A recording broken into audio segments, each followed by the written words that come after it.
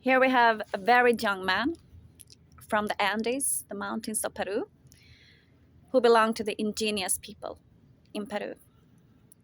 And he's only 27 years old, but he's been through much more than I have been through in my life so far. And he has got so much to teach, more than many people who are 50, 60 years old.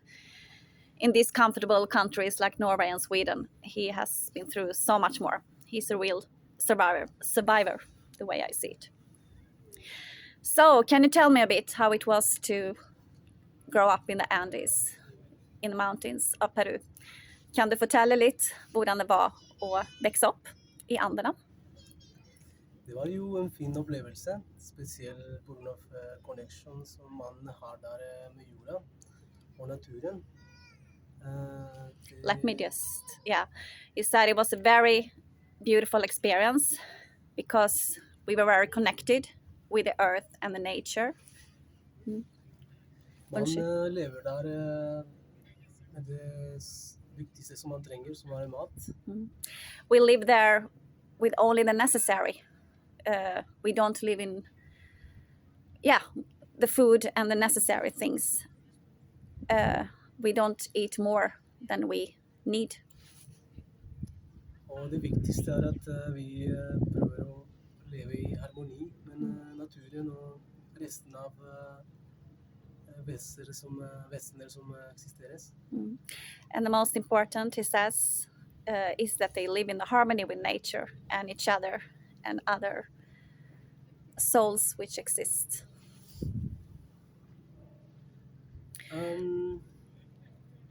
So, and you have been traveling a lot in your life, and you have been,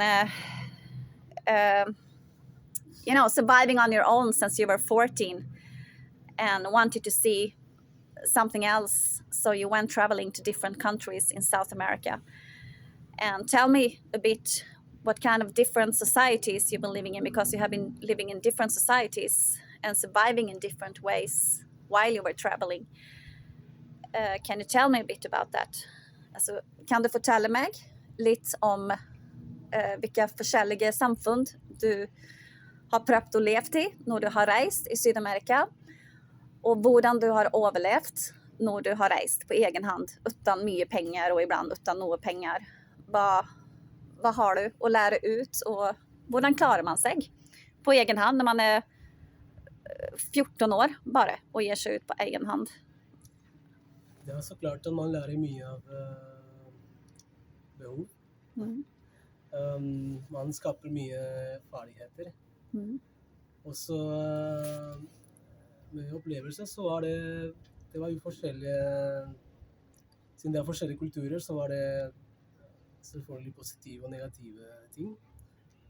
Jeg har reist i mange land som Argentina, Brasil, Bolivia. Og så ble det kanskje litt rasisme på grunn av hvor jeg kommer fra. Men samtidig så lærte jeg noe veldig viktig, som var å stå i deres skole og se fra deres perspektiv.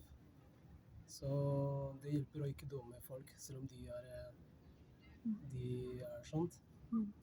He says he has learned a lot, what you need to survive when you travel on your own. And that he has traveled in countries like Bolivia, Brazil, Argentina, for example, and that he sometimes met racism from some of the people there because it comes from the indigenous people and belongs to the indigenous people. But he said he also learned to not judge them back, but to try to understand why they were judging him and try to put himself in their shoes. Among the first thing this young wise man told me was that he tried to see something of himself in every person he meet. And that is a very, very amazing wisdom to just be 27 years old. And if we all should think like that more, that we try to see something of ourselves in other people, the world should look totally different, I think. Men liksom hvordan overlever man når man ikke, du har stelt smykken og sånt, you made your own necklaces and things like that, for example, and sold? Ja, jeg lærte meg å lage noen smykker. Ja, Så det lærte jeg på gata med andre kunstnere. ja. Other artists taught him how to make necklaces by hand and other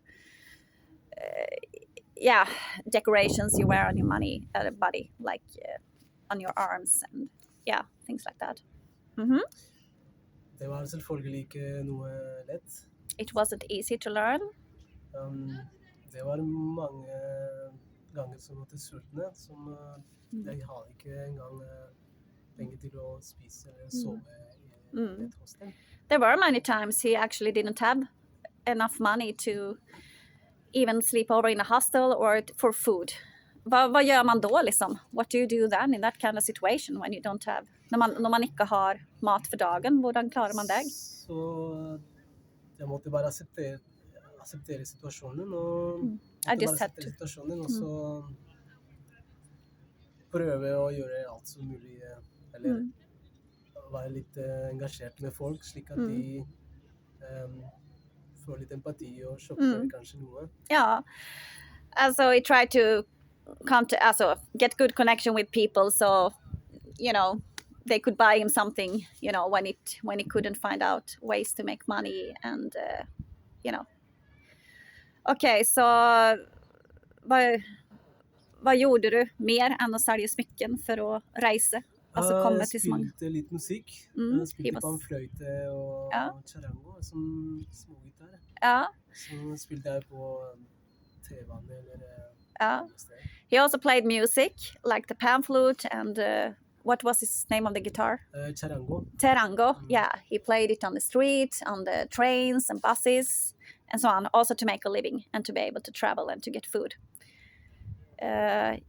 He's got a lot of music in him. He has told me that he can play different kind of instruments. So he is a musician as well. Hvordan lenge var du ute og reiste? How long were you traveling? Jeg startet jo siden jeg var 14. Jeg dro fra mitt hjem. He started when he was 14 and traveling. Og så reiste jeg før jeg kom til Norge. Hva? Oi, so long.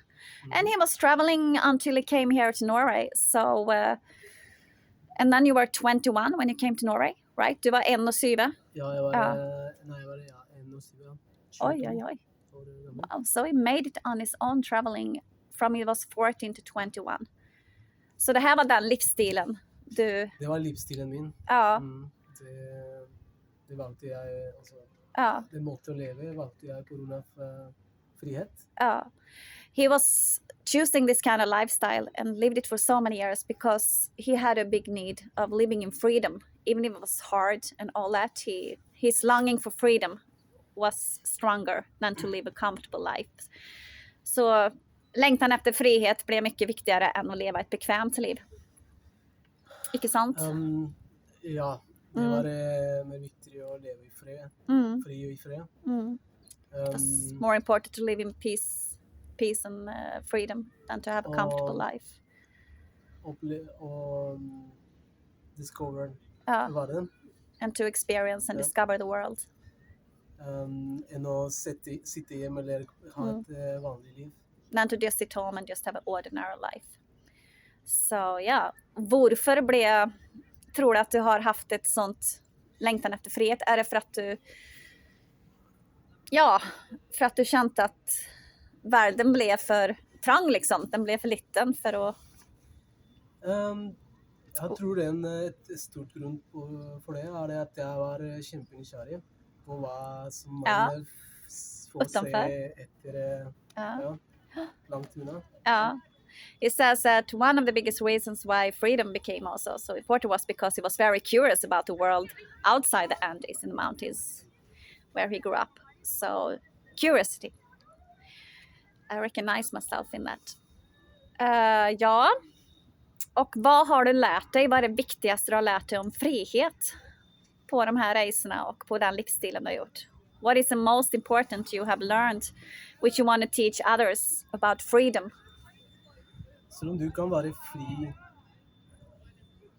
liksom utenfra hodet og liksom på en måte gå hvor du vil, så er det viktig også å få frihet i hodet på en psykisk og spirituell måte. It says freedom for me, I discovered is that you learn how to have peace in mind and peace in your soul, and that you can be in harmony with yourself and your environment. This is what he has learned most about freedom, that you need peace within you, in your mind and your heart and your soul. Fordi man kan jo flykte fra et sted, men ikke fra seg selv. Nej. Because you can always escape from one place to another, but you can never escape yourself, he says. This young man is really, really wise. And many people, they never get that. They never understand that in a lifetime. They think that next place is the next solution, but it's not like that. You have to work always within yourself too. Oi, you are very, very wise.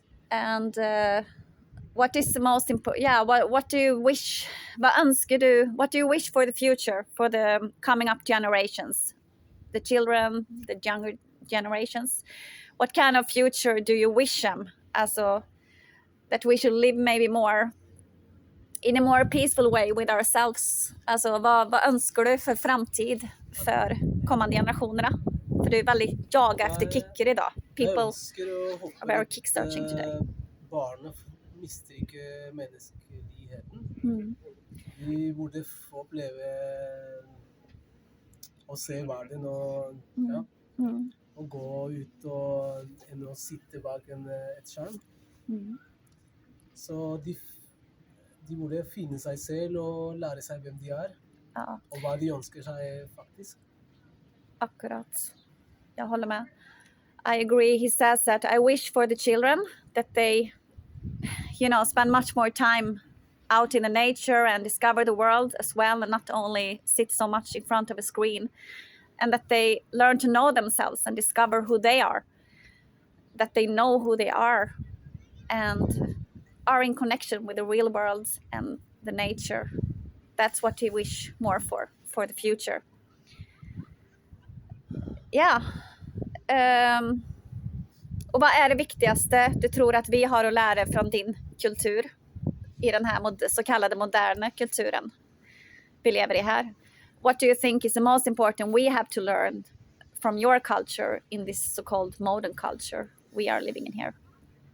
Ikke være redd å spørre hva folk tenker, hva folk føler. Don't be afraid to ask about what people feel and think. Og så det er veldig viktig å få åpne seg litt mer. Åpne for nye mennesker og være litt mer sosialt. Og uten å forvente kanskje noe så mycket tillbaka, eller? And it says it's also important that we try to be more open as human beings, and without expecting too much back, but that we dare to be more open as people, as human beings. I agree. Jag håller med dig. So, yeah, I become very touched of, he touched my heart because it's not many people in his age I've been speaking to who has this wisdom and who has been through so much.